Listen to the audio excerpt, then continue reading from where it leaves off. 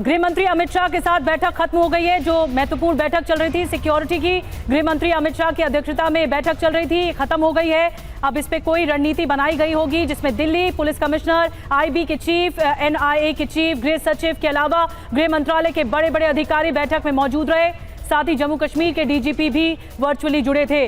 तो सिक्योरिटी के लिहाज से ये हाई लेवल मीटिंग थी जिसे जो अभी खत्म हो गई है, हमें बताया जा रहा है। और अब इससे कुछ महत्वपूर्ण बात निकलकर सामने आएगी। ताबड़तोड़ बैठकें चल रही हैं। गृह मंत्री स्पॉट पर भी गए थे, उस अस्पताल पर भी गए थे जहां पर घायलों को भर्ती कराया गया था। लेकिन ये ब्लास्ट अपने आप में कई सवाल खड़े करता है और सिक्योरिटी के लिहाज से भी, क्योंकि इंटरनल सिक्योरिटी का सवाल है। भीड़ भाड़ वाले इलाके में ये ब्लास्ट किया गया, कार में ब्लास्ट हुआ, फिदायीन हमला हुआ और अचानक से रेड लाइट पर आते ही कार में ब्लास्ट हो जाता है। इंटरनल सिक्योरिटी के लिहाज से ये बहुत बड़े सवाल खड़े करती है घटना। और इस बैठक के बारे में और ज्यादा जानकारी हमारे पॉलिटिकल एडिटर आमोद राय दे रहे हैं। आमोद, क्या निकल कर आया इस बैठक में, क्योंकि इंटरनल सिक्योरिटी को लेकर बहुत बड़ी बैठक थी। देखिए, इस बैठक को करीब 1.25 घंटा से ज्यादा ये बैठक चली है और जो अब तक एविडेंसेस कलेक्ट किए गए हैं और जो जानकारियां हासिल हुई है, जो पूछताछ में निकलकर बातें सामने आई हैं, उसके बारे में विस्तृत चर्चा हुई है। थोड़ी देर में उम्मीद की जा रही है कि एक ज्वाइंट एक स्टेटमेंट भी इस विषय में दिया जा सकता है, एक जानकारी दी जा सकती है कि जांच किस दिशा में जा रहा है। संभव है दिल्ली पुलिस के द्वारा कुछ बातें बताई जाए, सामने रखी जाए। जिस तरह से बैठक ये आयोजित की गई और उसके बाद प्रधानमंत्री का भी अभी थोड़ी देर पहले जिस तरह का बयान आया कि हर एक साक्ष्य की तलाश की जा रही है, तफ्तीश की जा रही है और उसमें किसी भी तरह से कोई कमी न रहे, इसकी पूरी मुकम्मल व्यवस्था की जा रही है। उसी कड़ी में इस बैठक को भी देखना चाहिए। और इसमें जम्मू कश्मीर के डीजीपी भी चूंकि खुद शामिल थे इस बैठक में, ऑनलाइन जुड़े हुए थे, तो वहां से क्या एविडेंस अभी तक प्राप्त हुए हैं, इन तमाम विषयों पर चर्चा होने के बाद अब उम्मीद की जा रही है कि थोड़ी देर में कोई एक सूचना दी जाएगी कि ये जो ब्लास्ट हुआ है उसमें किस तरफ इशारा करता है और जो जांच एजेंसियां हैं उनको जो चीजें हासिल हुई हैं वो किस दिशा में जा रही हैं। आमोद, आपके पास आगे भी लौटेंगे। देश के रक्षा मंत्री ने इस बीच क्या कहा है वो भी सुनिए। I extend my heartfelt condolences to all those who lost their lives in the tragic incident that occurred in Delhi yesterday. I pray to God to grant strength and solace to the bereaved families in this hour of deep grief. From this platform, I wish to assure my citizens that the country's leading investigative agencies are conducting a swift and thorough inquiry into the incident.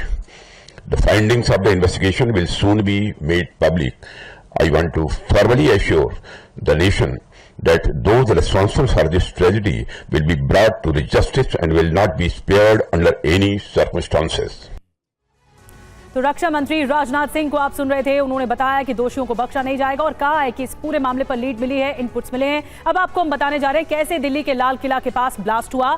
और सबसे पहले doctor Umar I-20 से फरीदाबाद से बदरपुर के रास्ते दिल्ली में शामिल होता है, कुछ इस तरह से जैसा कि हम आपको सिंबॉलिक तौर पर दिखा रहे हैं। कार से उमर 3:19 पर लाल किले के पार्किंग में दाखिल होता है और यहां पर वो 3.5 घंटे तक गाड़ी के भीतर ही बैठा रहता है, बाहर निकलता तक नहीं है। ऐसा लगता है जैसे किसी के आदेश का, अपने हैंडलर के किसी फोन का इंतजार कर रहा होता है।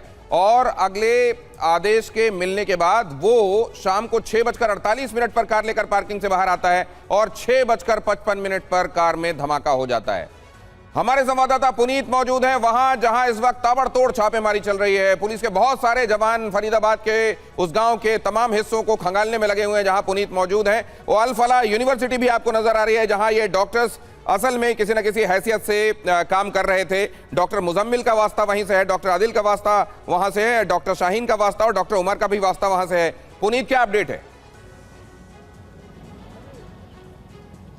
देखिए, इस वक्त जो अल फलाह यूनिवर्सिटी है इसके अंदर जो पुलिस की टीम है, इसके अलावा एनआईए की स्पेशल टीम अंदर ही मौजूद है, तमाम सर्च ऑपरेशन कर रहे हैं। और दिल्ली ब्लास्ट का सीधा संबंध इस अल फलाह यूनिवर्सिटी से जाता है, क्योंकि जो प्राइम सस्पेक्ट है डॉक्टर उमर, वो यहीं पर असिस्टेंट प्रोफेसर के तौर पर काम कर रहा था। सबसे बड़ी बात यह है कि कल सुबह ये धौज इलाके में, यहीं से महज 300 मीटर की दूरी पर मुजम्मिल के एक ठिकाने से सबसे पहले 360 किलोग्राम जो विस्फोटक है वो मिलता है, और उसके बाद यहां से तकरीबन 1.5 किलोमीटर की दूरी पर मुजम्मिल के ही एक और दूसरे ठिकाने से 2563 किलो जो विस्फोटक है वो मिलता है। उसके बाद से एक उसके साथी फरार डॉक्टर की तलाश थी। डॉक्टर कोई और नहीं बल्कि डॉक्टर उमर ही था, और इसकी जो एक बेहद करीबी डॉक्टर शाहिना थी उसको भी पुलिस ने यहीं धौज इलाके से गिरफ्तार किया है। ये डॉक्टर शाहिना सीधे तौर पर जैश ए मोहम्मद से जुड़ी हुई थी, जिसको कि भारत में जमात उल मोमिनात जो इसकी एक महिला विंग है उसका प्रभारी बनाया गया था, और इसका काम महिला विंग को जोड़ने के लिए था जैश ए मोहम्मद का। यानी कि जो शाहिना और डॉक्टर उमर थे ये दोनों काफी करीबी थे। पुलिस की गाड़ी अगर आप देख रहे हैं, लगातार पुलिस की गाड़ी इसी तरीके से निकलती हुई जा रही है। एनआईए की टीम अंदर मौजूद है, लगातार सर्च ऑपरेशन यहां पर चल रहा है, और ये वही डॉक्टर शाहिना है जिसकी गाड़ी का इस्तेमाल मुजम्मिल कर रहा था, और उसकी गाड़ी से हथियार भी मिले थे। सबसे बड़ी बात है कि ये जो डॉक्टर उमर है, क्या I-20 गाड़ी यहां पर थी, क्योंकि बदरपुर के रास्ते पर भी वो गाड़ी सीसीटीवी में ट्रैक की गई है, जो पुलिस को सीसीटीवी मिले हैं। तो क्या इस अल फलाह यूनिवर्सिटी से निकलकर, क्योंकि अंदर ही जो डॉक्टर उमर, डॉक्टर शाहिना है, ये लोग रहते थे, क्या अल फलाह यूनिवर्सिटी से निकलकर ही ये गाड़ी बदरपुर के रास्ते दिल्ली में दाखिल हुई?